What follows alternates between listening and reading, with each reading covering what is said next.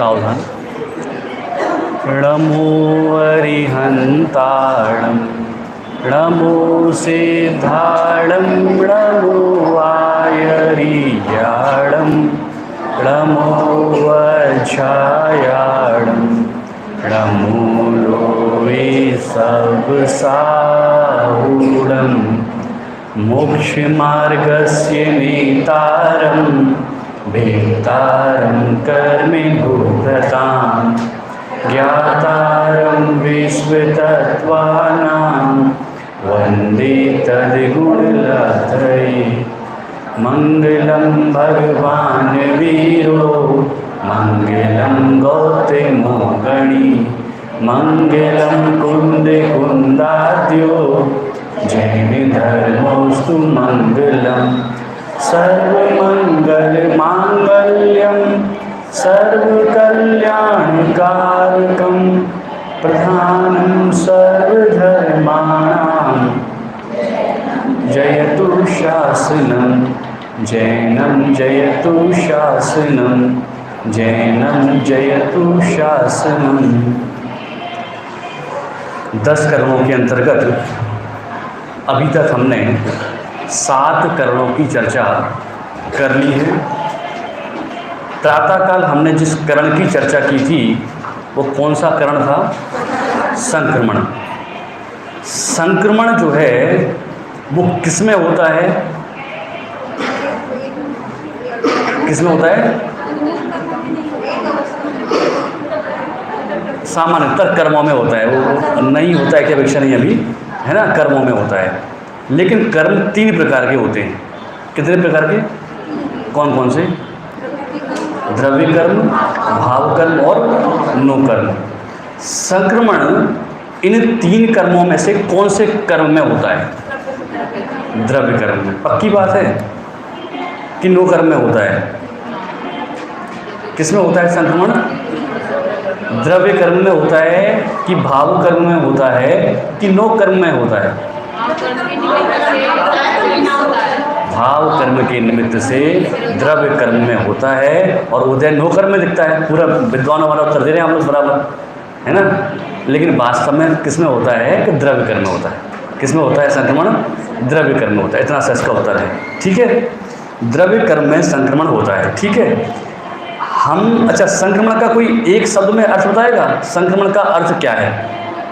परिवर्तन। सुबह देखा था हमने अर्थ, परिवर्तन अर्थ है। हम भी परिवर्तन करना चाहते हैं, है ना। तो ये जो 3 कर्म है ना, द्रव्य कर्म, भाव कर्म और नो कर्म, हम किस में संक्रमण चाहते हैं? मेरा प्रश्न समझ में आया कि नहीं आया? हम संक्रमण किस में करना चाहते हैं? नो कर्म में। होता किस में है? होता किस में? द्रव्य कर्म में। और हम चाहे किस में रहे हैं? नो कर्म में। इसलिए हम दुखी होते हैं संसार अवस्था में। नहीं समझ में आया? कैसे भाई? हम चाह रहे हैं ऐसा नहीं ऐसा हो जाए, ऐसा नहीं ऐसा हो जाए, माने हम जितनी अनुकूलता चाह रहे हैं वो सारी की सारी अनुकूलता नो कर्म संबंधी है। और संक्रमण नो कर्म में होता नहीं है, संक्रमण होता है द्रव्य कर्म में। और द्रव्य कर्म में संक्रमण कराना हम चाह नहीं रहे हैं, क्योंकि चाहें तो उसके लिए उस अनुरूप क्रियाएं करें। वो जिस पुण्य आदि की हमने बात की थी कि उनसे पाप कर्म की स्थिति पुण्य कर्म में बदलेगी, तो वो क्रियाएं तो हम बहुभाग करते नहीं हैं। बहुभाग क्रियाएं पाप की होती हैं। परिवर्तन चाहते हैं नो कर्म में, नो कर्म परिवर्तन होता नहीं है। और चाहे है तो ये दुख का कारण है, इसलिए आकुलता होती है और हम संसार अवस्था में दुखी होते हैं। चलिए, ये तो अपना संक्रमण का थोड़ा सा अपना रिवीजन हुआ। अब आज बात किसकी करनी है? किसकी बात करनी है? इसका दूसरा नाम क्या है? उपशम। उपशम या उपशांत, ठीक है। निकालिए आप पेज नंबर 21, 21 नंबर पेज आप निकालिएगा। देखिए क्या लिखा हुआ है। पेज नंबर 21 पर लिखा हुआ है, जो उपशम शब्द है ये उपसर्ग पूर्वक शम धातु से घय प्रत्यय लगाकर बनता है, जिसका सामान्य अर्थ शांत होना, विश्राम, अवसान, विराम आदि है। क्या अर्थ होता है इसका उपशम का? शांत होना, दबना, रुकना, विश्राम, ये सब इसके अर्थ होते हैं। यहाँ इस प्रकरण में उन्हीं अर्थों का भावरूप विशिष्ट अर्थ अनुदय लेना है। क्या लेना है? अनुदय। अनुदय शब्द का क्या अर्थ होता है? उदय का नहीं होना। इसका नाम क्या है? अनुदय। माने उपसम शब्द का सीधा अर्थ क्या हुआ? अनुदय। कर्म का उदय नहीं, है ना, ये सीधा सा अर्थ हुआ। अब देखिए जरा आप आगे, यहाँ पेज नंबर निकालिए आप 22। यहाँ यह पहले ही स्पष्ट किया जा चुका है कि यहाँ इस प्रकरण में उपसम करण से मोहिनीय का उपसम रूप अर्थ ना लेकर सभी कर्मों का उपसम रूप अर्थ विवक्षित है। माने 8 जो कर्म हैं, उन 8 कर्मों में सामान्य रूप से जो उपसम जगत में प्रसिद्ध है, जिसे उपसम कहते हैं, वो केवल किस कर्म में होता है? मोहिनीय कर्म में होता है। लेकिन यहाँ जिस हम कर्म के 10 कर्मों की जो 10 अवस्थाएं हैं, उसमें से जिस उपसम अवस्था की चर्चा कर रहे हैं, यह उपसम मात्र मोहिनीय में हो, उस उपसम की तो यहाँ बात ही नहीं है। यहाँ बात किस उपसम की है? जो समस्त कर्मों में घटित होता है, यहाँ उस उपसम की बात यहाँ हम कर रहे हैं। इसे आगम में उपशम, उपशांत अथवा अप्रशस्तोपसामनाकरण भी कहते हैं। ठीक है, अब देखिए आप, इस उपसम करण भी अन्य करणों के समान कर्म की एक पर्याय है। ये तो ठीक है, सामान्य बात है। माने जैसे और सब कर्म की अवस्था है, ऐसे ही उपसम भी कर्म की अवस्था है। इस अवस्था से युक्त कर्म परमाणुओं का अपकर्षण, उत्कर्षण अथवा संक्रमण तो संभव है। क्या क्या संभव है? अपकर्षण संभव है, उत्कर्षण संभव है और संक्रमण संभव है। क्या संभव नहीं है? उदय और उदीर्णा संभव नहीं है। क्या संभव नहीं है? उपसम का एक शब्द में हमने अर्थ क्या देखा था? अनुदय। अनुदय का अर्थ क्या है? उदय का नहीं होना। यह है अनुदय। तो उदय नहीं है, तो इसका मतलब इस अवस्था में कर्मों में उदय नहीं होता। अच्छा, कर्मों में एक तो होता है उदय, और एक साथ कर्मों का उदय होता है, जिससे हम क्या कहते हैं? उदीर्णा। तो जब उदय नहीं है तो उदीर्णा भी कैसे होगी? तो इस अवस्था में, किस अवस्था में? संक्रमण में। किसमें? नहीं, संक्रमण की बात कर रहे हैं पक्का। मैंने कोई की नींद लग गई हो तो मैंने कई बार कंफर्म कर लें पर। उपसम में, उपसम में क्या नहीं होता? संक्रमण नहीं होता। उपसम में क्या नहीं होता? उदय और उदीर्णा नहीं होते। तो क्या क्या हो सकता है? संक्रमण हो सकता है, उत्कर्षण और अपकर्षण हो सकता है। किसमें? उपसम में। कुछ याद हुआ अपने को? थोड़ा सा कुछ बात याद हुई? मैंने कल को कोई 10 दिन बाद पूछे कि आपने क्या पढ़ा, कि साहब 10 करण पढ़े, कि 10 करणों के नाम बताओ, आपने नाम बता दिए। फिर कोई हल्का सा इतना पूछ ले उपसम किसे कहते हैं, तो एक आध बुलाएं तो अपन बोल पाए ना, भले पूरा समझ में नहीं आए, सारी डेफिनेशन याद नहीं हो और गहराई की बात याद नहीं हो, तो कम से कम भावासन में इतना तो हो कि उपसम नाम किसका है, कि अनुदय का है। तो अनुदय में केवल ऐसा नहीं कह दें कि उदय नहीं है, इसके साथ में उदय नहीं है, इसके साथ में और क्या नहीं है? उदीर्णा नहीं है। और क्या क्या है? कि संक्रमण है, उत्कर्षण है, अपकर्षण है। ठीक है, इतना याद हो गया अपने को। ये कर्म की किस अवस्था में लगता है? नहीं, 8 कर्मों में लगता है या केवल मोहिनी कर्म में लगता है? 8 कर्मों में लगता है। ठीक है, बहुत अच्छा। अब आगे बढ़ते हैं हम। आगम के अनुसार हाँ, इस अवस्था से युक्त कर्म परमाणु का उत्कर्षण, अपकर्षण, संक्रमण तो संभव है, किंतु इसमें उदय उदीर्णा नहीं होती। इस उपशांत द्रव्य को उदयावली, उदयावली का मतलब क्या लिखा? जगन्य युक्त असंख्यात समय प्रमाण काल वाली आवली, जिसमें आकर कर्म उदय को प्राप्त होता है। कर्म उदय को प्राप्त हो, उसका नाम है उदयावली। में प्राप्त कराने की सामर्थ्य विशिष्ट काल तक नहीं होती।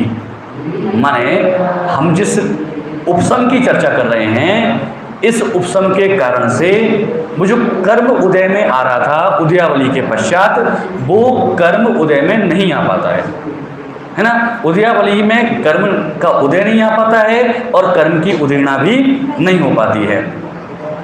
आगमन अनुसार जो कर्म उदय में नहीं दिया जा सके वह उपशांत कहलाता है। उपशांत किसे कहा? जो कर्म उदय में नहीं दिया जा सके, माने जिसका उदय नहीं आ सके, उसका नाम उपशांत है। अथवा बद्धमान माने बंद समय, तथा उदीर्ण माने उदीर्णा से भिन्न समस्त कर्मों की उपशांत संज्ञा है। निदत्ति जो है वो उपशांत है कि नहीं है? कि जब तक उदय नहीं आ रहा है तब तक उपशांत है। मैंने यहाँ क्या कहा कि जो कर्म है ना, कर्मों की क्या संज्ञा है कि उपशांत। किस किस को छोड़ करके? क्या बंध को और क्या लिखा है एक और उदीर्णा को, इन दो को छोड़ करके सारे कालों में क्या हो रहा है? उपशांत हो रहा है कर्मों में। और बंध और उदय माने बंध उदय उदीर्णा इस समय उपशांत नहीं हो रहा है। इस परिभाषा से यह बात स्पष्ट होती है, कर्म जिस समय बंधा वह बंध समय है, उसके अगले समय से लेकर जब तक उस कर्म की उदीर्णा नहीं होती तब तक उस कर्म की क्या संज्ञा है? उपशांत संज्ञा है। वो कर्म शांति से पड़ा रहता है। ठीक है, ऐसा इसमें समझना।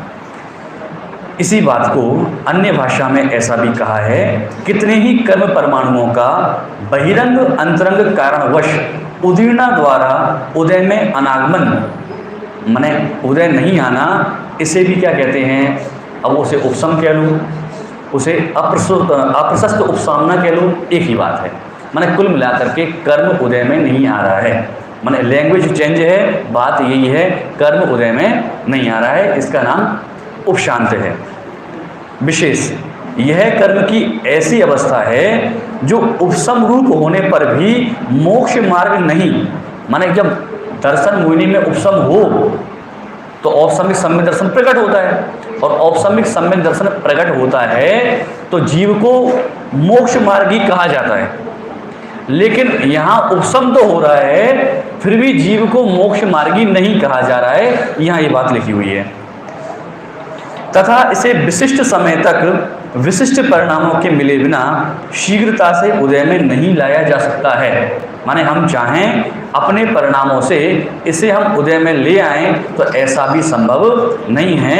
ये अपने काल के अनुसार जब उदय में आना होगा तभी उदय में आएगा, और जब तक उदय में नहीं आना है तब तक कोई इसे उदय में लाने में समर्थ नहीं है। देखिए अब निकालिए आप पेज नंबर 72, तो 73 आपको लिखा मिलेगा। देखिए आप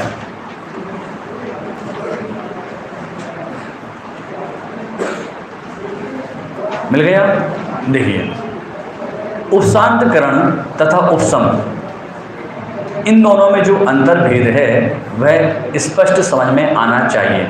माने एक तो कर्मों की माने मोहिनीय कर्म की उपशम रूप अवस्था, और एक आठों कर्मों की उपशम रूप अवस्था, जिसे यहाँ उपशम भी कह रहे हैं उपशांत भी कह रहे हैं। उन दोनों में हमें अंतर ख्याल में आना चाहिए। वो अभी अगले पेज पर है, उसे हम थोड़ी देर में देखते हैं। पहला देखिए आप, नया बंधने वाला कर्म कुछ काल तक बद्ध अवस्था में ही रहेगा, उसकी उदीर्णा नहीं होगी। हमने कोई कर्म बांधा तो कर्म बंधने के बाद में क्या होगा? बंध गया ना, तो उसकी कुछ काल तक क्या नहीं होगी? उदीर्णा नहीं होगी। उदीर्णा नहीं होगी माने साथ में उदय में भी वो नहीं आएगा। तो इस उदीर्णा के अभाव रूप सत्ता स्थित कर्म की अवस्था को उपशांतकरण कहते हैं। क्या कहते हैं? उपशांतकरण कहते हैं। माने उपशांतकरण में क्या हुआ? कर्म सत्ता में पड़ा हुआ है लेकिन अभी उदय में नहीं आ रहा है, उसकी उदीर्णा नहीं हो रही है। दूसरी बात कही यहाँ पर, सत्ता स्थित कर्म द्रव्य की जब तक उदीर्णा नहीं होती तब तक कर्म की अवस्था को उपशांतकरण कहते हैं। बात वही है ना? वो अब यहाँ बस शब्दों को थोड़ा परिवर्तित कर दिया है कि जो कर्म सत्ता में स्थित हैं उनकी जब तक उदीर्णा नहीं हो रही है तब तक उसे क्या कहते हैं? उपशांतकरण उसको कहते हैं। अब उपशांतकरण और उपशम, उपशम किस में होता है? मोहिनी में। उपशम किस में होता है? मोहिनी में। और उपशांत किस में होता है? आठों कर्मों में। उपशांत किस में होता है? आठों कर्मों। अब इसके हम अंतर को समझते हैं। देखिए आप जरा, जो कर्म उदय में नहीं आ सके, सत्ता में रहे, वह क्या है? उपशांतकरण। माने उदय में नहीं आ सके, सत्ता में रहे। अब इसको समझाना पड़ेगा फिर से, 3-4 बार 5 बार अपन इसी बात को पढ़ चुके हैं। हाँ, अभी आगे प्रश्न आएगा। सत्ता में और इसमें भी क्या अंतर, ऐसा ही प्रश्न आएगा, है ना, कि सत्ता में भी यही बात हो रही है, यहाँ भी यही बात हो रही है, तो फिर इसमें अंतर क्या रहा, है ना। अबाधा काल तो वो डिफरेंस मात्र है, अबाधा काल कोई अलग से वैसा नहीं है। जब से कर्म बंधा और जब तक उदय में नहीं आया तब तक के बीच को अबाधा काल कहा। और सत्ता में क्या हुआ कि कर्म आ गया और उदय में आएगा, उसे कहा सत्ता, है ना। तो ये भी आगे चर्चा आने वाली है, इसमें है, उनको पता था कि ऐसा प्रश्न आएगा तो उसका उत्तर लिखा हुआ है बराबर, अभी समझेंगे अपन उसको। चलिए, उपशांत की अपने को डेफिनेशन समझ में आ गई। अब उपशम की देखिएगा, फर्स्ट पॉइंट राइट साइड, आत्मा के विशेष परिणामों के निमित्त से तथा कर्म की निज शक्ति के कारणवश कर्म का प्रकट न होना, उसका नाम क्या है, उपशम है। देखो, आत्मा के परिणाम तो इसमें भी काम कर रहे हैं, उपशांत में आत्मा के परिणाम काम नहीं कर रहे हो ऐसा नहीं है, और कर्म की शक्ति भी यहाँ काम कर रही है, लेकिन उपशम में जो बात कही ना उसमें आत्मा के विशेष परिणामों की बात कही। वो क्यों कही कि आत्मा के जो विशेष परिणाम हैं, अब उन विशेष परिणामों के कारण से जीव मोक्ष मार्ग पर स्थित होगा। यहां कुछ फायदा नहीं हो रहा था उससे, इसलिए उनको सामान्य परिणाम में ले लिया, और यहां से फायदा होने वाला है इसलिए उसको किस में लिया, विशेष परिणाम में लिया।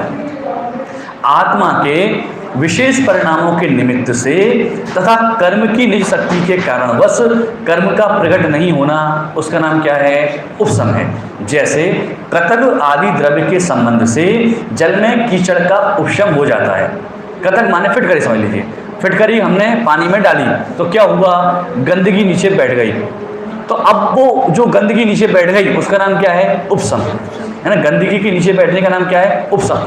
तो ऐसी ही जो कर्मों की गंदगी इस आत्मा में व्याप्त थी, जिस दर्शन मोहिनी के कारण से जीव अनादि काल से मिथ्या के रूप परिणमन कर रहा था, अब वो दर्शन मोहिनी कर्म कुछ काल के लिए दब गया, तो क्या हुआ कि आत्मा का जो स्वभाव था, है ना, वो सम्यक स्वभाव प्रकट हो गया, सम्यक दर्शन हो गया, और सम्यक दर्शन हो गया। दूसरा, सत्ता में रहते हुए अपनी अपनी स्थिति वाले ज्ञानावरणादि कर्म जब तक उदीर्णा योग्य नहीं होते तब तक का काल उपशांत कहलाता है। ये बात तो अपने क्लियर है, माने 8 कर्म जब तक उदीर्णा के योग्य नहीं होते तब तक का काल क्या कहलाता है, उपशांत कहलाता है। यहाँ देखिए सेकंड पॉइंट, परिणामों की विशुद्धता के निमित्त से कर्मों की शक्ति का अनुभूत रहना अर्थात प्रकट न होना। देखो, एक तो उपशांत में प्रकट हो नहीं पा रहा है, वो कर्म के कारण से प्रकट नहीं हो पा रहा है, मतलब उसमें हमने कुछ किया हो, हमारे परिणाम तो निमित्त रहे पूर्व में जब हमने उपशांत रूप बंधन किया तब, लेकिन अभी वर्तमान में वो कर्म ही कर्म को प्रकट नहीं होने दे रहा है, ठीक है। और उपशम में क्या हो रहा है कि उपशम में कर्म तो प्रकट होना चाह रहा है, लेकिन आत्मा के परिणाम उसको बराबर दबा करके रखे हुए हैं। तो आत्मा के परिणामों के कारण से कर्म दबा हुआ है, इसका नाम क्या है, उपशम है। इसका नाम क्या है, उपशम। उपशांतकरण 8 कर्मों में होता है। कोई कठिन बात है क्या इसमें, शुरू से अपन यहीं से बात स्टार्ट की। उपशांतकरण किस में होता है, 8 कर्मों में होता है। इधर देखिए, अंतरकरण रूप उपशम दशा मात्र दर्शन मोहिनी और चारित्र मोहिनी कर्म में होती है, अन्य किसी भी कर्म में नहीं। माने उपशम रूप जो अवस्था है वो किस में होती है, मोहिनी में। और मोहिनी के कितने भेद, 2, दर्शन मोहिनी है, चारित्र मोहिनी है। तो उपशम किस में होता है, दर्शन मोहिनी में और चारित्र मोहिनी में। कठिन लग रहा है क्या, नहीं लग रहा है ना, समझ में तो आ रहा है ना बराबर भाई। उपशम और उपशांत में अपन अंतर देख रहे हैं, दोनों ही कर्मों की अवस्थाएं होने को, लेकिन एक अवस्था सब में कॉमन है जिसका नाम उपशांत है, और एक अवस्था केवल मोहिनी कर्म में हो रही है जिसका नाम उपशम है। उसके अपन अंतर को देख रहे हैं। फिर इसके बाद देखिएगा, कर्म की 10 अवस्थाओं में उपशांत करण है। इधर देखिएगा, कर्म की 10 अवस्थाओं में उपशम करण नहीं है। उपशांत को ही कभी कभी उपशम प्रयोग तो किया है, लेकिन एक्चुअल में इसका नाम क्या है, उपशांत है, और इसका नाम क्या है, उपशम है। धर्म प्रकट करने के लिए उपशांतकरण कुछ उपयोगी नहीं है।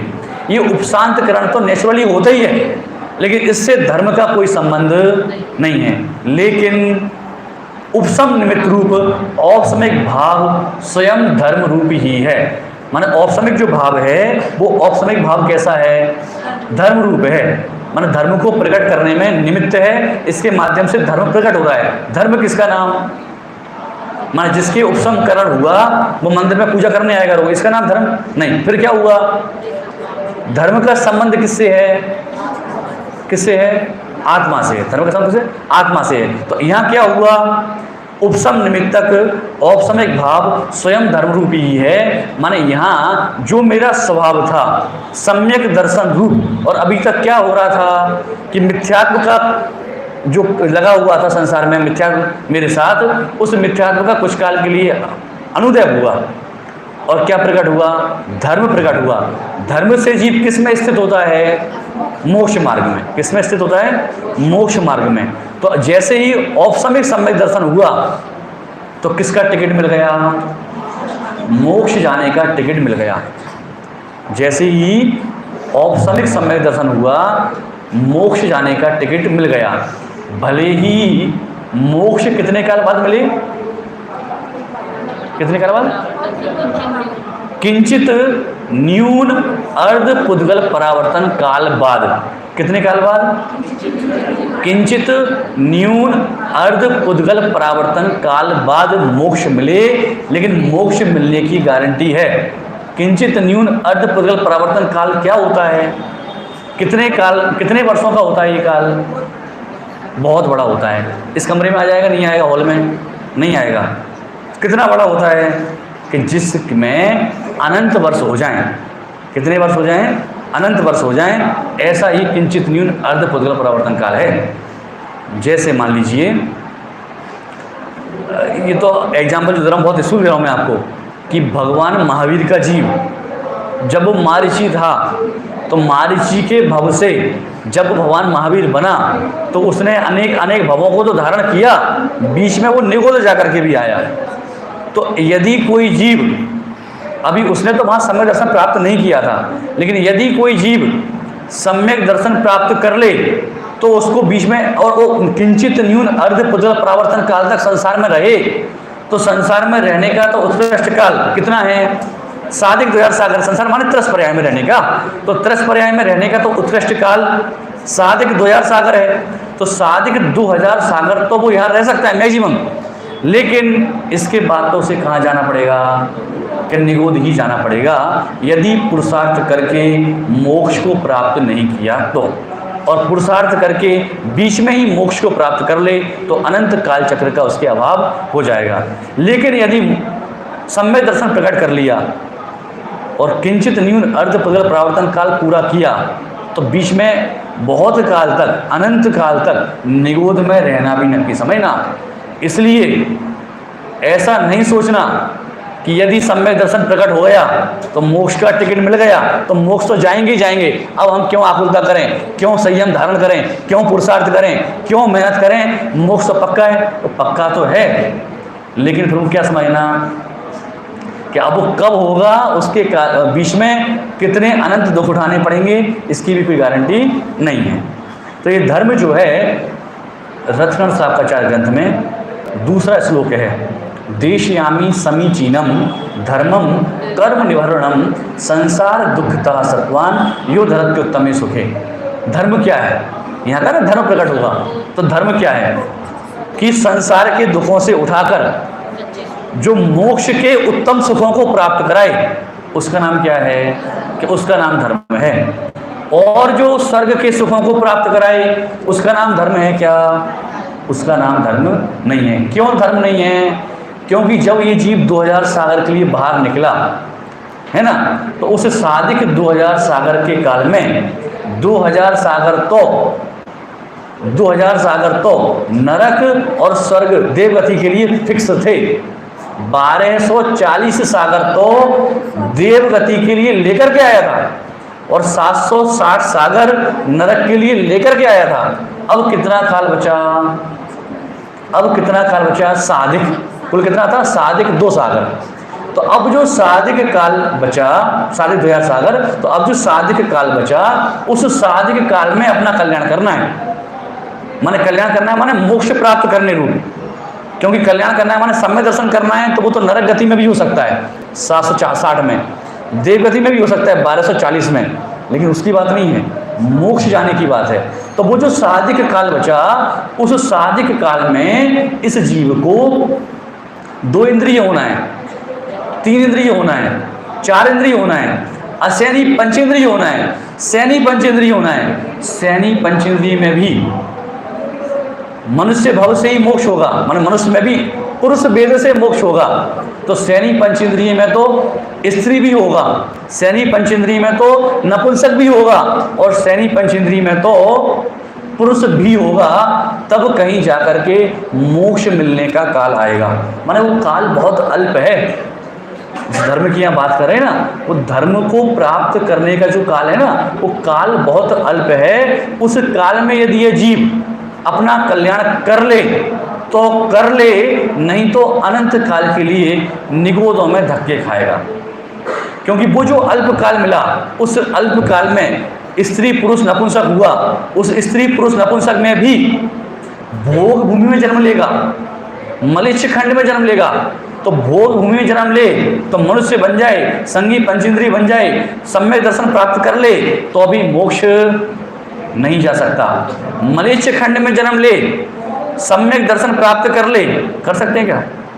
मलेच्छ खंड के जीव सम्यक दर्शन प्राप्त कर सकते हैं क्या? नहीं कर सकते ना। महिलाओं का कहना है नहीं कर सकते, इधर पुरुषों में कुछ कहना है? अच्छा, मैं जहाँ भी प्रश्न करता हूँ ना, 2 जगह मैंने प्रश्न किया कि मलेच्छ खंड के जीव सम्यक दर्शन प्राप्त कर सकते हैं क्या? सबने एक स्वर से उत्तर दिया, नहीं कर सकते। अच्छा, नारकी कर सकते हैं क्या? त्रियंच कर सकते हैं क्या? तो मलेच्छ खंड के तो मनुष्य है ना, अगर भी सम्यक दर्शन प्राप्त कर लें तो आपको तकलीफ क्या है?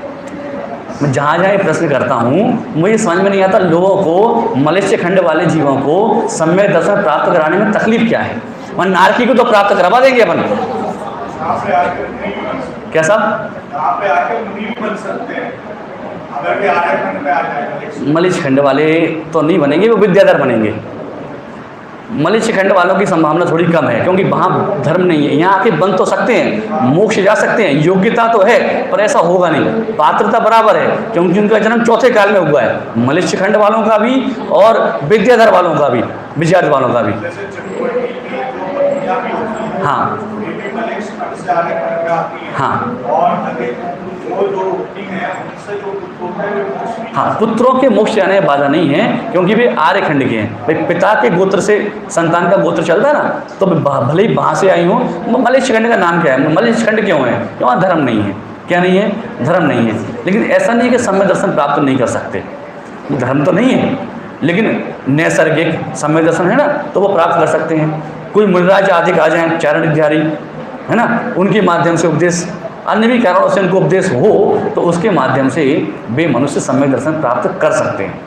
क्योंकि जब नरक में हो रहा है, त्रियंच गति में हो रहा है, तो ये तो मनुष्य है ना, इनमें क्या कमी है? बस उस क्षेत्र विशेष में धर्म नहीं है, तो वे सम्यक दर्शन प्राप्त कर सकते हैं, मोक्ष मार्ग को प्राप्त कर सकते हैं। तो अपन बात क्या कर रहे थे कि जो धर्म है, इस धर्म को करने का जो काल है वो काल अल्प है, और ये अल्प काल चला गया तो ये धर्म हमें प्राप्त होने वाला नहीं है। इस धर्म को करने का जो अल्प काल है ना, इस अल्प काल को भी हम कैसे बर्बाद कर रहे हैं कि हम उस अल्प काल को पंचेंद्रिय के विषय भोगों में, हम उस अल्प काल को 4 कसायों में लगा करके बर्बाद कर रहे हैं। ग्रंथों में इसके लिए उदाहरण दिया। कैसा उदाहरण दिया? एक तो आप सबने सुना होगा कि इस मनुष्य भव को हम कैसे बर्बाद कर रहे हैं कि जैसे घर पर कौवा बैठा हो, तो हमारे पास क्या हो? हीरा हो, मणि हो, तो हम उस मणि पत्थर को उठा करके उसमें फेंक करके मारें और उससे वो उड़ जाए, ऐसे हम मनुष्य भाव को बर्बाद कर रहे हैं। ऐसी 2-3 और उदाहरण दिए। एक कोदो होता है, कोदो बहुत, उसकी कोई कीमत नहीं होती है कोदो की, लेकिन उस कोदो को सेकना है, कोदो को भी नहीं सेकना, कोदे के छिलकों को सेकना है, जिसकी कोई कीमत नहीं है, रद्दी के भाव भी नहीं बिके। उस कोदो को, छिलकों को सेकने के लिए मरकत मणि में सेक रहे हैं। किस में सेक रहे हैं? मरकत मणि। हीरा जवाहरात से बहुत महंगी मणि होती है ये मरकत मणि। और उस मरकत मणि की क्या विशेषता होती है? वो जैसे जैसे अग्नि के संपर्क में आती है, पिघल पिघल करके नष्ट हो जाती है। माने स्वयं अमूल्य वस्तु उसमें क्या सीख रहे हैं? कोदों को सीख रहे हैं। ऐसे ही हम पंचेंद्रिय के विषय भोगों में, चार कसायों में इस जीवन को लगा करके अपने इस अमूल्य जीवन को बर्बाद कर रहे हैं। जिसके माध्यम से हम मोक्ष मार्ग प्रकट कर सकते थे, उसको हम ऐसे बर्बाद कर रहे हैं। एक और उदाहरण दिया कि कोई कपास की खेती करे, रुई की खेती करे, और रुई की खेती में पशु आदि चर ना लें, इसके लिए बाउंड्री वॉल करे। और किसकी बाउंड्री वॉल करे? कि हीरे की बाउंड्री वॉल करे, खूब ऊंची ऊंची। किसको बचाने के लिए? रुई को बचाने के लिए हीरे की बाउंड्री वॉल करे। ऐसे ही इस मनुष्य पर्याय से हम अनंत भवों का अभाव कर सकते थे, और इस मनुष्य पर्याय को पंचेंद्रिय के विषय भोगों में लगा करके क्या कर रहे हैं? क्या कर रहे हैं? कि नष्ट कर रहे हैं, बर्बाद कर रहे हैं। और अभी हमने इसको बर्बाद कर लिया। वो सादिक 2000 सागर में कितना काल बाहर रहने का बचा, इसकी कोई गारंटी नहीं। यहाँ सम्यक दर्शन प्राप्त नहीं कर पाए तो कहीं और जाकर के क्या सम्यक दर्शन प्राप्त करेंगे, जब यहाँ ही सारी अनुकूलताएं हैं। और उन अनुकूलताओं के काल में भी सम्यक दर्शन प्राप्त करने का पुरुषार्थ नहीं कर पाए, धर्म को प्राप्त करने का पुरुषार्थ नहीं कर पाए, तब फिर हम ऐसा विचार करें अन्य स्थानों पर जन्म लेंगे, वहाँ जाकर के सम्यक दर्शन प्राप्त करेंगे, तो वो 3 काल में संभव नहीं है। अरे जैसी प्रतिकूलताएं अन्य स्थानों पर हैं, वो त्रेंच गति में है, नरक गति में है, वैसी प्रतिकूलताएं तो हमें नहीं है ना। यहाँ पर किसी को नहीं होगी वैसी प्रतिकूलताएं तो।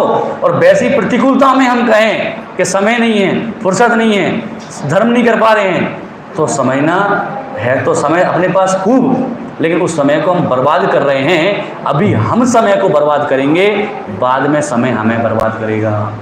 अभी हमें वास्तव महिमा किसकी आ रही बताइए आप? संक्रमण की बात कर रहे थे ना, वो संक्रमण पहले कल सुबह संक्रमण ने अपने बात की, तो संक्रमण में क्या हो रहा था? कर्मों में परिवर्तन हो रहा था।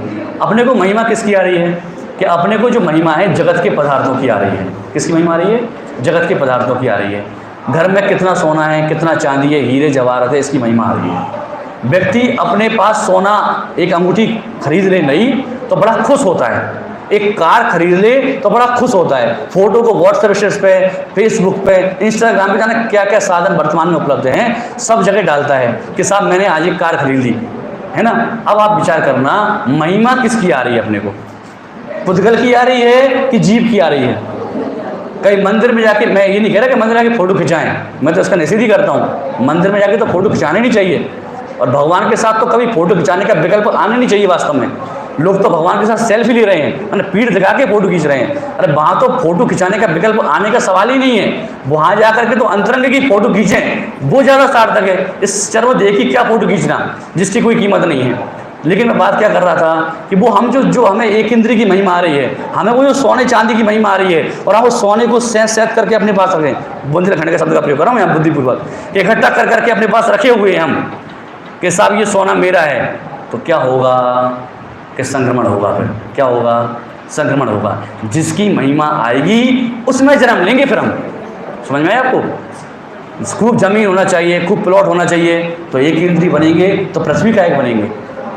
महिलाएं सोचें कि साहब खूब सोना होना चाहिए, सोने की अंगूठी पहने, सोने की चैन पहने, कान के जो होते हैं सब पहने, तो ज़्यादा महिमा सोने की आई तो क्या होगा?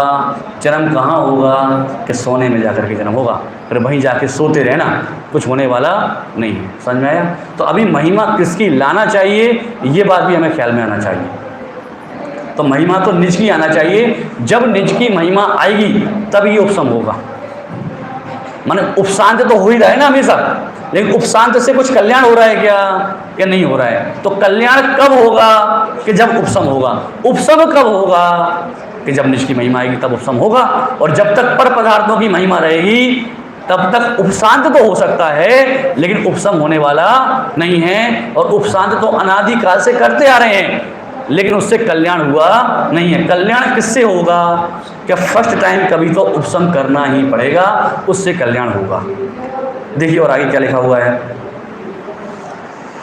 उपशांतकरण भव्य अभव्य दोनों के होता ही है। क्या लिखा भाई? कर्म की अवस्था है तो कर्म की अवस्था सबकी होती है, चाहे भव्य हो और चाहे अभव्य हो, लेकिन औपसमिक भाव मात्र भव्य जीवों के ही होता है। औपचारिक भाव किसके होता है? भव्य जीवों के। क्यों होता है? क्योंकि ये भव्य माने सम्य दर्शन प्रकट हो गए ना, तो एक बार सम्य दर्शन प्रकट हो गया, जीव मोक्ष मार्ग की बात है, और उपशांत करण भी कर्म की अवस्था है, इसलिए प्रत्येक जीव के हुए बिना रहेगा नहीं। उपशम कर्म की अवस्था सादी है, क्योंकि किसी भी जीव को धर्म प्रकट होगा तो उसे दर्शन मोहिनीय कर्म के उपशम पूर्वक ही होगा। धर्म जब भी प्रकट होगा तो कैसे प्रकट होगा? माने दर्शन मोहिनी कर्म के, अच्छा, दर्शन मोहिनी कर्म का जो उपशम होगा वो पूजन करने से होगा, स्वाध्याय करने से होगा, कि परिणामों की विशुद्धि से होगा? किससे होगा? परिणामों की विशुद्धि से होगा। तो जिस काल में हम पूजन कर रहे हैं, जिस काल में हम स्वाध्याय कर रहे हैं, तो विचार करें कि परिणामों की विशुद्धि हो रही है कि नहीं हो रही है, या केवल पूजन हो रही है और केवल स्वाध्याय हो रहा है। बड़े दादा ऐसे कहा करते थे, पूजन किसका नाम? अज्ञानी कैसे पूजा करता है कि मंदिर की सामग्री, मंदिर की थाली, और मंदिर में ही इस थाली से उठा करके इस थाली में चढ़ा देता है, इसका नाम वो पूजन मानता है। तो परिणामों में तो कोई विशुद्धि हुई नहीं, कौन आ रहा है, कौन जा रहा है, कौन क्या कर रहा है, दृष्टि ये सुर है। तो जब तक परिणामों की विशुद्धि नहीं हुई तब तक उपशम होने वाला नहीं है। बाहर में ये सब क्रियाएं कितनी भी कर लें, अंतरंग में परिणाम विशुद्ध ना हो। बाहर में खूब दूसरों को उपदेश सुना दें, बाहर में खूब दूसरों से उपदेश सुन लें, बाहर में 1 घंटे की पूजन तो छोड़ो, रोज 6-6 घंटे का सिद्ध चक्र मंडल विधान कर लें, लेकिन परिणामों की विशुद्धि ना हो, उल्टे उससे ही परिणामों में संकलेशता आए, तो समझना कि जैसे अन्य जगह जाकर के पाप बांधते, उससे अधिक पाप यहाँ आकर के बांध रहे हैं। क्यों? क्योंकि आपने सुना होगा, अन्य क्षेत्रे कृतम पापम धर्म क्षेत्रे विनश्यति, और धर्म क्षेत्रे कृतम पापम वज्र लेपो भविष्यति। माने वज्र के लेप के समान हो जाएंगे, वज्र के लेप के समान हो जाएंगे। माने क्या? कि निधत्ति और निकाचित रूप अवस्था को प्राप्त होंगे, जिसकी चर्चा हम कल करने वाले हैं। उस निधत्ति और निकाचित रूप अवस्था को वो कर्म परमाणु प्राप्त हो जाएंगे। कब?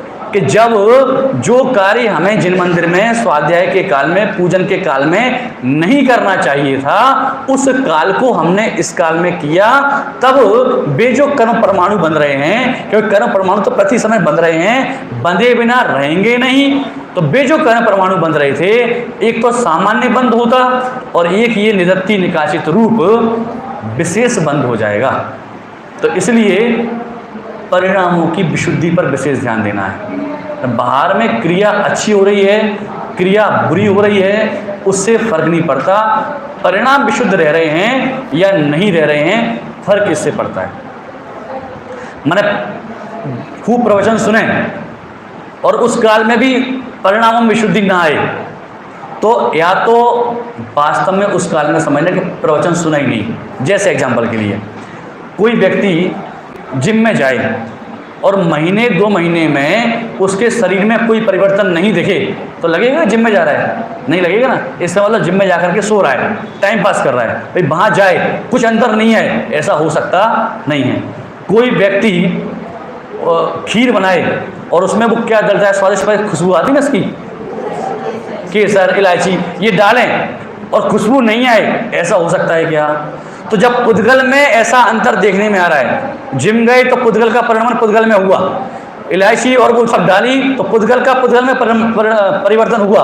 तो जब पुद्गल में ऐसा परिवर्तन देखने में आ रहा है, तो ये जो धर्म है, जो संसार के दुखों से छुड़ा करके मोक्ष मार्ग में स्थित करने वाला है, और धर्म का श्रवण करें और परिणामों में परिवर्तन नहीं आए, तो या तो धर्म का श्रवण नहीं किया, और किया तो यहाँ बैठे तो थे, उपयोग कहीं और था, कान में कुछ लगा करके आए थे कि यहाँ की बात कानों में पड़े नहीं। तो विचार करना कि इन सब क्रियाओं को करते हुए परिणामों में कुछ परिवर्तन आ रहा है कि नहीं आ रहा है, और परिणामों में परिवर्तन नहीं आ रहा है, तो ये सब सुनना व्यर्थ है। बोले अच्छी बात बता दी कि ये सब सुनना व्यर्थ है। हम भी सोच रहे थे कि सब व्यर्थ है, फालतू में समय बर्बाद कर रहे हैं, इससे अच्छा दुकान पे बैठे होते तो कुछ कमा खा रहे होते, है ना। वो सार्थक हो सकता है इस भाव के लिए, वो दुकान पर बैठना कदाचित इस भाव के लिए अज्ञानी को सार्थक लग सकता है, लेकिन वो अनंत काल के लिए दुखदायी रहेगा। और यहाँ आकर के बैठेंगे, कदाचित अप डाउन परिणामों में होगा, लेकिन वो कभी ना कभी अच्छा कराएगा। माने इसके फल में अरे आज 1 घंटे यहाँ बैठे तो जब नैसर्गिक सम्यक दर्शन होगा ना तो यही बात उस काल में याद आएगी। वो 2 घंटे दुकान पे बैठे थे ना और किस ग्राहक को क्या सोने में दिखाया था, चांदी में दिखाया था, वो याद आने से सम्यक दर्शन नहीं होगा। लेकिन आज क्या तत्व श्रवण किया था कालांतर में विस्मृत भी हो जाएगा, लेकिन जब नैसर्गिक सम्यक दर्शन होगा तो इसी के माध्यम से होगा। तो भले वर्तमान में उसकी उपयोगिता समझ में नहीं आ रही हो, अच्छा ऐसा नहीं है कि वर्तमान में उपयोगिता नहीं है। टोटमल सामने सम्यक ज्ञान चंद्रिका में तो स्वाध्याय करने के 10 लाभ तत्काल में ही बताए कि स्वाध्याय करने के 10 लाभ तो तत्काल में ही होते हैं। क्रोध आदि कसायों की मंदता होती है, पंच पापों से निवृत्ति होती है, अति चंचल मन भी एकाग्र होता है, अल्प ज्ञान होने पर भी 3 लोक संबंधी चराचर पदार्थों का जानना होता है। अनेक प्रकार की 10 प्रकार के उन्होंने लाभ बताए। आगे देखिएगा आप जरा, उपशांतकरण 8वां पॉइंट देखिएगा, कर्म के उपशांतकरण यह अवस्था कर्म की अपनी उपादानगत पात्रता से होती है। किससे होती है? कि कर्म की अपनी उपादानगत पात्रता से होती है और मोहनीय कर्म में उपशम, अधाकरण आदि धर्म सम्मुख परिणामों के निमित्त से अथवा साक्षात वृद्धिंगत धर्म परिणामों से होता है। कर्म में जो उपशांत हो रहा है वो तो ऑटोमेटिक हो रहा है, वो उसकी अपनी उपादानगत योग्यता है, उससे कर्म में परिवर्तन हो रहा है। लेकिन जो उपशम रूप अवस्था हो रही है, ये उपशम रूप अवस्था किससे हो रही है? कि उपशम रूप अवस्था अधाकरण आदि जो परिणाम हो रहे हैं, अधाकरण, अपूर्वकरण, अनिवृत्तिकरण आदि जो परिणाम हो रहे हैं, अथवा धर्म सम्मुख जो परिणाम हो रहे हैं या धर्म के परिणामों में वृद्धि हो रही है, उससे ये अवस्था हो रही है। तो वृद्धि किसमें करनी है अपने को? कि धर्म के परिणामों में वृद्धि करनी है। किसमें करनी है? धर्म के परिणामों में वृद्धि करनी है। धर्म के परिणाम वृद्धिंगत ना हो और बाहर में सब कुछ बढ़ जाए। सब कुछ बढ़ जाए माने बाहर में चारित्र उत्कृष्ट हो जाए, तब भी वो चारित्र कहने में नहीं आएगा। लेकिन धर्म के परिणामों में वृद्धि हो, जैसे ऐसे अगर अपने स्पर्श करें ना कि एक गृहस्थ है और एक निर्ग्रंथ है, तो बाहर में तो निर्ग्रंथ के परिणामों में विशुद्धि दिखाई दे रही, परिणाम विशुद्धि माने उत्कृष्टता दिखाई दे रही है। चारित्रगत गृहस्थ की उतनी उत्कृष्टता नहीं है, लेकिन अंतरंग में क्या चल रहा है फल तो उसका मिलने वाला है। और हम किसी के अंतरंग को जानते नहीं हैं कि गृहस्थ का अंतरंग कैसा है और मुनिराज का अंतरंग कैसा है। और फल बाहर में मुनि हो तो प्रशंसनीय है कदाचित, और सब कुछ प्रशंसा की, लेकिन हमारी प्रशंसा करने से उनका कुछ भला होने वाला नहीं है और हमारी निंदा करने से उनका कुछ बुरा होने वाला नहीं है। उनका भला और बुरा होना किसके अधीन है? कि स्वयं के परिणामों के अधीन है। किसके अधीन है? स्वयं के परिणामों के अधीन है। लोग खूब मंच पर जय जयकारी करें, वो हुआ था ना मुनिराज के, आपने उदाहरण सुना होगा कि एक मुनिराज ने 1 महीने तक उपवास किया और वे मुनिराज तो वहाँ से बिहार करके कहीं चले गए। दूसरे मुनिराज आए और उन्होंने जब जय जयकार होने लगा कि ये वही मुनिराज जिन्होंने 1 महीने का उपवास किया, तो इन्होंने भी कहा कि मैं भी कुछ हूँ, I am something, collar tight की अपनी। तो क्या हुआ? मुनि स्थान से च्युत हो गए, नीचे आ गए। परिणाम जो धर्म के परिणाम थे पहले, वो धर्म के परिणामों से भी नीचे आ गए, मिथ्यात्व में आ गए। तो कुल मिलाकर के धर्म मार्ग में लगे तो महत्वपूर्ण बात यह है कि परिणामों में वृद्धि होना चाहिए। क्या होना चाहिए? परिणामों में विशुद्धि होना चाहिए, विशुद्धि की वृद्धि होना चाहिए। और परिणामों विशुद्धि नहीं हो, है ना, राग भाव में वृद्धि हो, द्वेष भाव में वृद्धि हो। कहाँ आकर के बात कर रहा हूँ मैं? धर्म मार्ग में आकर के राग और द्वेष में विशुद्धि होगी तो क्या होगा? राग और द्वेष में वृद्धि होगी तो क्या होगा? कि राग और द्वेष में वृद्धि होने से, धर्म मार्ग में होने से निवृत्ति और निकाचित इस कर्मरूप अवस्था को प्राप्त होंगे।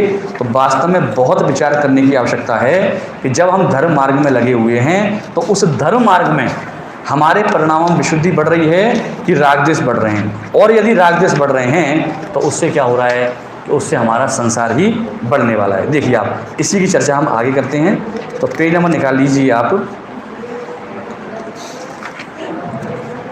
पेज नंबर क्या फिर से दिए नहीं है तो आप 204 निकाल लीजिए, उसके फिर अपन पीछे आ जाएंगे।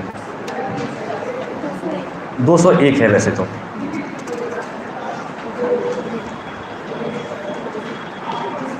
अच्छा, 201 पर जो डेफिनेशंस लिखी हुई है ना, वो सब अपन चर्चा नहीं कर रहे हैं क्योंकि चर्चा कर ली है। प्रश्न क्रमांक देखिए 2 से देखिए साहब, यदि उपशांतकरण नहीं होता तो क्या आपत्ति आती?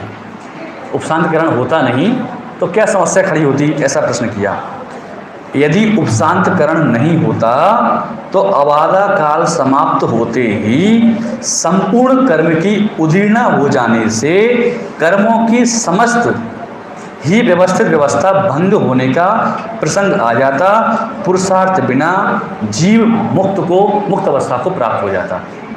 माने अबाधा काल में क्या हुआ, तो अब आपने प्रश्न किया था कि अबाधा काल क्या है। तो अबाधा काल तो एक फिक्स टाइम पीरियड है कि इस समय तक कर्म उदय में नहीं आएगा, बराबर है। वो फिक्स टाइम पीरियड के बाद में कर्म का उदय में आना निश्चित हुआ। लेकिन उपशांत ने क्या किया, उस अबाधा काल के टाइम पीरियड को दूर होने के बाद भी रोके रखा कर्म को उदय में आने से। माने अबाधा काल क्या है, अबाधा काल पूरा काल नहीं ना, वो तो अबाधा काल तो जगन्य उत्कृष्ट के विषय अनेक प्रकार का है ना, तो वो जगन्य काल तो खत्म हो गया भाई, सबका अलग अलग अबाधा काल है ना। जैसे अंतर्मूर्त अबाधा काल भी है, तो अंतर्मूर्त अबाधा काल पूरा हुआ तो उसके बाद कर्म उदय में आ सकता था। लेकिन वो जो अंतर्मूर्त अबाधा काल पूरा हुआ और कर्म उदय में नहीं आया, वो किसने रोके रखा, कि वो उपशांत ने रोके रखा।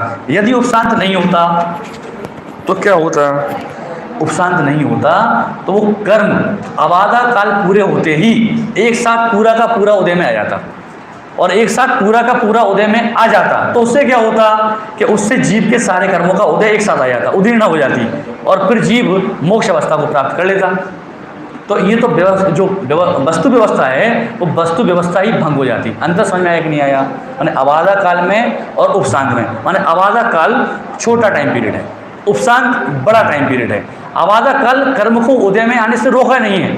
अबाधा काल तो ये कह रहा है कि जब तक कर्म एक न्यूनतम समय तक, मिनिमम टाइम तक कर्म उदय में नहीं आएगा, उसका नाम अबाधा काल है। उसके बाद तो कर्म उदय में आ सकता है। लेकिन उपशांत ने क्या किया कि उस अबाधा काल में कर्म जो उदय में आने वाला था उसको भी रोके रखा, नहीं तो सारी कर्म उदय में आकर के खिर जाते, फिर तो हमें यहीं मोक्ष की प्राप्ति हो जाती।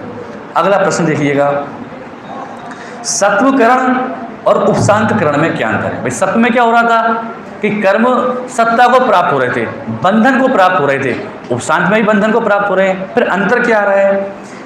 अंतर देखिए आप, कर्म बंद होने के बाद उदय काल पर्यंत कर्म का जो अस्तित्व रहता है उसे सत्व अथवा सत्ता कहते हैं। सत्ता किसे कहा?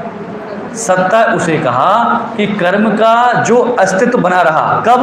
कर्म बंद होने के बाद से लेकर के उदय काल तक। उदय काल तक माने जब तक कर्म का उदय चल रहा है, माने जरूरी नहीं है कि सारे कर्म का उदय एक बार में ही आ जाए।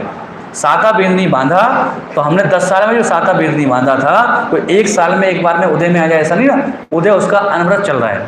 तो ये तो है क्या? सत्व।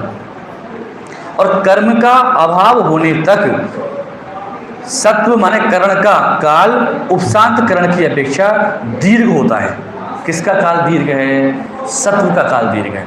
उपशांत करण ने क्या किया था? कर्म को उदय में आने से रोका था, कर्म की उदीर्णा होने से रोकी थी। तो जब तक कर्म उदय में नहीं आ रहा था तब तक तो उपशांत पने को प्राप्त था।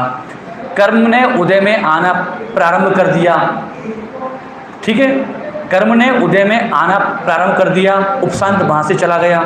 अब कर्म का उदय चल रहा है, सत्ता की बात कर रहे हो अपन, कर्म का उदय चल रहा है। लेकिन कर्म का उदय जितने काल तक चलेगा वो काल तक वो कर्म सत्ता में रहेगा। तो सत्ता काल अधिक लंबा हुआ, उपशांत काल उससे कम हुआ, और आबादा काल उससे भी कम हुआ। तीनों समझ में आए? सबसे पहले गेम को कौन छोड़ेगा? आबादा काल। उसके बाद से कौन हटेगा? उपशांत। उसके बाद कर्म का जब उदय पूरा हो जाएगा अथवा उदीर्णा हो जाएगी तो जो हमने सत्वरूप कर्म का बंद किया था उस सत्वरूप कर्म का अभाव होगा। ये तीनों बातें समझ में आएंगी नहीं आई अपने को? आबादा काल के बाद में उपशांत रूप कर्म की अगर अवस्था है तो उदय होना शुरू नहीं होगा। उपशांत उस कर्म अवस्था के कारण से उसको उदय में आने से रोकेगा। आबादा काल तो पूरा हो गया लेकिन उपशांत अभी भी उसको रोकेगा, और उपशांत भी खत्म हो गया, उदय आना शुरू हो गया। उपशांत नाम किसका है? कि जिसने उदय और उदीर्णा को रोके हुए है, उसका नाम उपशांत है। अब उपशांत भी चला गया, उदय और उदीर्णा होना प्रारंभ हो गया, लेकिन कर्म अभी भी सत्ता में पड़ा हुआ है। अब जब पूरा उदय पूरा कंप्लीट हो जाएगा, उदीर्णा कंप्लीट हो जाएगी, तब जाके वो कर्म की सत्ता, कर्म का बंध, सत्व समाप्त होगा।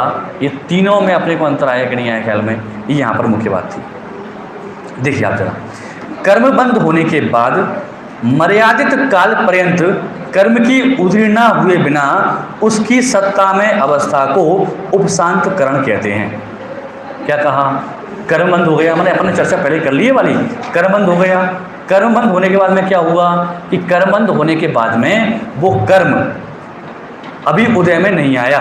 तो जब तक उदय में नहीं आया, जब तक उसकी उदीर्णा नहीं हुई, तब तक किस नाम को प्राप्त करता है? वो उपशांत नाम को प्राप्त करता है।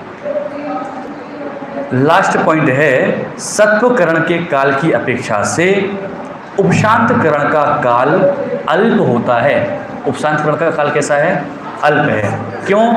क्योंकि सत्वकरण का काल तो लंबे काल तक चलने वाला है, लेकिन उपशांत का काल लंबे काल तक चलने वाला नहीं है। जैसे ही कर्म ने अपनी उदय रूप स्थिति को प्रारंभ किया, उपशांत के कारण से उदय रूप अवस्था रुकी हुई थी, तो जैसे ही कर्म ने अपनी उदय रूप अवस्था को प्रारंभ किया, उदीर्णा रूप अवस्था को प्रारंभ किया, तो क्या हुआ कि उपशांत चला गया। तो उपशांत का काल अल्प हुआ और सत्ता का काल अधिक हुआ। और सबसे अल्प काल किसका हुआ? आबादा काल का काल। और आबादा काल क्या है कि जब तक कर्म उदय में नहीं आए, उसका एक न्यूनतम क्राइटेरिया है कि उस न्यूनतम क्राइटेरिया को पूरा करना, उसका नाम है आबादा काल। उसके बाद तो वो आबादा काल पूरा हो गया। अब कर्म उदय में आए नहीं आए वो कर्म जाने। आबादा काल कहते हैं अब कर्म उदय में आ सकता है। ठीक है, अब आपकी मर्जी। डॉक्टर ने आपको दवाई दी और परहेज बताया, तो हमने दवाई भी खाई, परहेज भी किया, रोग दूर हो गया। अब जो परहेज बताया था वो करना अपनी मर्जी है, करेंगे तो आगे ठीक रहेगा, नहीं करेंगे तो फिर दवाई खाना पड़ेगी। ऐसे ही यहाँ पर समझना कि वो आबादा काल तो दूर हो गया, अब वो उदय में आए नहीं आए वो उपशांत पर डिपेंड करता है।